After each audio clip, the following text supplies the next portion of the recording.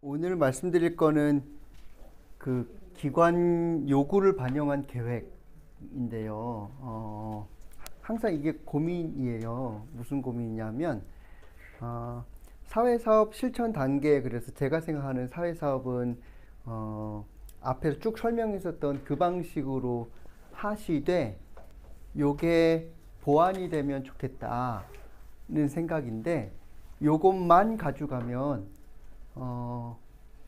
이제 기교로 막 하는 것이 될까봐 이런 부분들은 잘 말씀을 안 드렸거든요. 근데 요번에는 제가 생각하는 사회사업 가치에 따라서 진행하시되 이런 것들이 보완되면은 조금 더 나으시겠다라는 생각에서 말씀드리는 거예요. 그래서 지금 들으시는 분은 아무 상관이 없는데 나중에 동영상으로 보시는 분 같은 경우에 이것만 보고서 이렇게 잘못된 것까지는 아니지만 그렇게 하지 않았으면 하는 사회사업도 이 방식으로는 할 수 있거든요. 이거 기교라서 그래서 그렇게 이것만 활용하진 않으셨으면 좋겠다라는 생각이 있고요. 그래서 잘 말씀을 안 드리는 부분이긴 한데 오늘 말씀 같이 나눌게요. 그래서 기관 요구를 반영한 계획인데 기관에서도 요청하시거든요. 돈 받고 일하는 사회사업가고 그리고 또 기관도 추구하는 목적이 있으시잖아요. 기관이 아무리 사회사업 정체성이 중요하고 가치가 중요하다 하더라도 그로서 만약에 기관이 문을 닫아야 되거나 위협을 받는다고 하면 그거는 또 기관의 요구를 충족시켜 줘야 되는 부분이 있다고 생각하거든요. 그래서 기관 요구를 반영한 계획인데 그러려면은 먼저 뭘 잡으면 좋겠는가? 내가 하는 그 사업에 대한 개념 컨셉트를 좀 잡으시면 좋겠다 싶어요. 그렇게 잡는 것이 중요하냐면 도대체 무엇을 하는 사업으로 기억할까? 내가 어떤 사업을 담당했다. 그러면은 그 사업은 뭘 하는 사업으로 기억시킬 거고 또 나는 기억할 것인가 하는 게 매우 중요합니다. 이게 사회사업가는 뭐 하는 사람이에요? 라고 개념을 물어보는 거랑 똑같은 거라서 내가 하는 사업이 개념이 가능하면은 기관에서는 조금 더 상이했으면 다른 것과 기존 것과 상이했으면 좋겠고 그리고 또 매력적이었으면 좋겠고 또 지속 가능했으면 좋겠고 파급력이 있으면 좋겠다 라고 많이 생각하시고 또 그런 걸 요구하시거든요. 그런 내용으로 보면은 보통 창의적으로 사업을 해라. 지금 내년 거 사업 어떤 거 할지 조금씩 구상하셔야 되는데 그때 요구하시는 게 그 사업이 얼마나 창의적인 이런 걸 요구하는데 그때 필요한 게 사업의 개념이에요. 컨셉이라고 하는 겁니다. 그러면은 도대체 무엇을 하는 사업으로 기억할까 할 때 우리 사회 사업할 때 어느 선생님한테 가서 선생님 무슨 이 사업을 어떤 사업을 담당하세요? 그랬더니 어떤 사업을 담당한다. 그러면 그거는 개념이 뭐냐고 컨셉이 뭐고 뭘 핵심 연상으로 잡으시고 왜 선생님 사업이 있어야 되는가 존재 이유를 여쭤봤더니 그 선생님께서 하라고 시켰어요. 뭐 이런 거 있잖아요. 그러면 스스로도 존재 이유가 명확하지 않은 사업이 되는 거고요. 그리고 상대방으로 하여금 무엇으로 이 사업은 기억해라 라고 하는 키워드를 제공해 주지 못하는 사업이 되는 거예요. 그러면 기관에서 요구하는 사업에 대한 욕구를 충족시키지 못하는 것에 가깝습니다.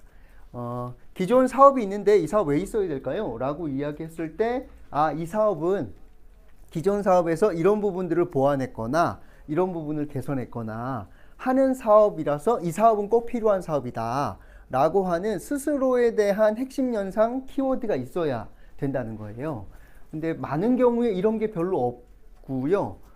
당사자가 원하시니까요 이런 얘기를 많이 하세요. 지역사회가 필요로 하니까요 이런 얘기 하시는데 당사자가 원하고 필요로 하신다고 내가 하는 사업에 필요성이 생기는 게 아니에요. 내 사업 외에도 기존에 하고 있는 사업들 많이 있을 거 아니에요. 전국에서. 그 사업으로 대체해도 되면은 굳이 내가 이 사업을 또 할 필요가 없고요. 새로 만들 필요도 없습니다. 그냥 기존에 잘하는 거 갖고 와서 똑같이 하면 되는 방식이라는 거예요. 그러면은 기존 사업이 있는데 내 사업이 왜 있어야 될 것인가 할 때 배타성이 있어야 되고요. 이 배타성은 꼭 남은 못하게 해야 된다 이런 개념이라기보다는 다른 것에 비교해서 이 사업을 통해서만 추구하고자 하는 어떤 가치 개념이라는 것이 필요하다는 거고요. 또 하나는 그렇게 배타성이 있다 하더라도 그것을 실제로 실행할 수 있는 역량, 다른 것에 비해서 내가 잘할 수 있는 비교 우위 역량이 있어야지 이 사업이 기존 사업과는 좀 다른 사업이 되는 형태가 되는 거죠. 그래서 배타성, 기존 사업과의 상위성이 떨어지면 어떤 일이 벌어지느냐 하면 새롭지 않아 보이고요.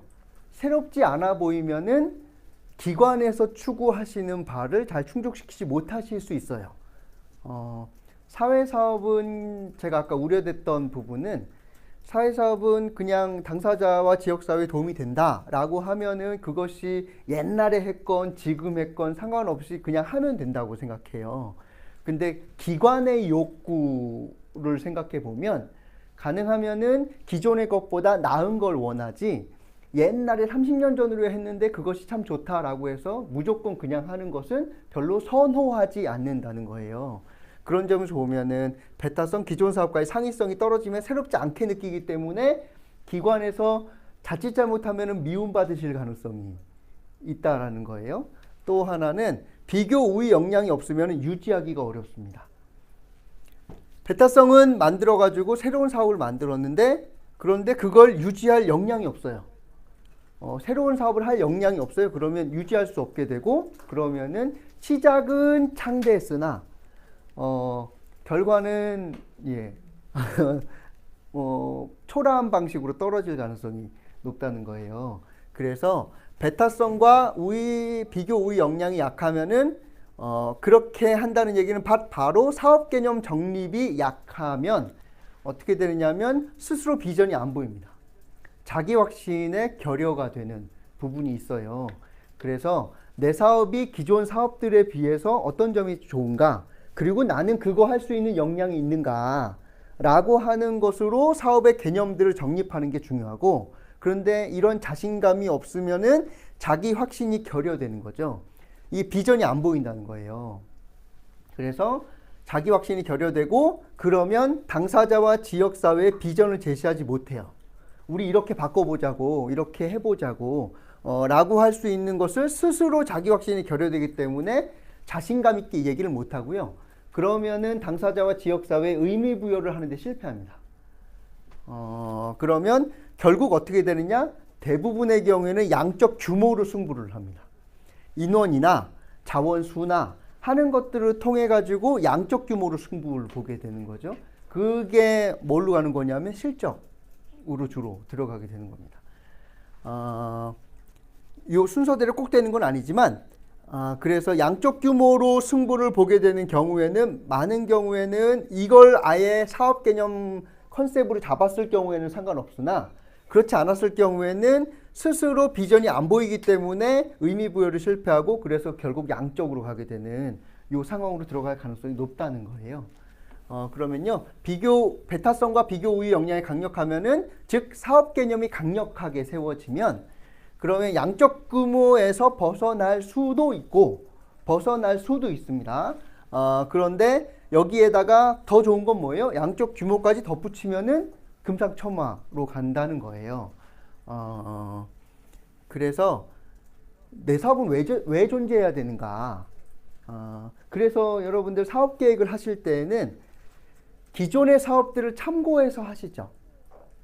기존의 사업들을 참고하지 않으면 나는 아주 천재적인 생각인 것 같이 이 사업을 만들어내지만 사실은 앞에부터 계속 강조했던 건 나랑 비슷한 생각을 하고 있는 사람은 반드시 있고, 그러면 그 사람이 이미 했었던 것을 내가 참고하지 않으면 기존의 사람이 시행착오를 겪었던 거를 나는 똑같이 겪을 수밖에 없게 되고, 그러면 있는 것보다 더 나쁜 사업들을, 부족한 사업들을 하게 될 가능성이 높다는 거예요. 그래서 기존 사업들을 잘 살펴보는 게 중요한 거고요. 거기에서 기존 사업에서 부족했던 것, 좀 더 보완해야 될 것, 개선해야 될 것 하는 것들을 찾아서 내 사업이 가지고 있는 개념을 배타성과 비교 우위를 확보하게 되면은 이런 부분에서 좀 더 벗어날 수 있게 된다는 겁니다. 그래서 사업을 전체적으로 두 가지로 나눠 보면 질로서 승부 보는 사업이 있고, 그 다음에 양으로 승부 보는 게 있고, 질에다가 더하기 양으로 덧붙이는 사업이 있는데, 질로서 하는 거는 아무나 하긴 어려운 부분입니다. 그런데 양으로 하는 거는 누구나 하려고 하면 할 수 있습니다. 그런데 질과 양으로 하는 거는 소수만 할 수 있고, 이거는 전략적이지 않으면 하기 어려운 부분이 있어요. 그래서 기관에서 요구받는 게 지금 이쪽일 가능성이 높기 때문에 질과 양으로 승부를 둘 다 한꺼번에 추구하기를 원하기 때문에 이때는 전략적인 부분이 필요한 게 있습니다.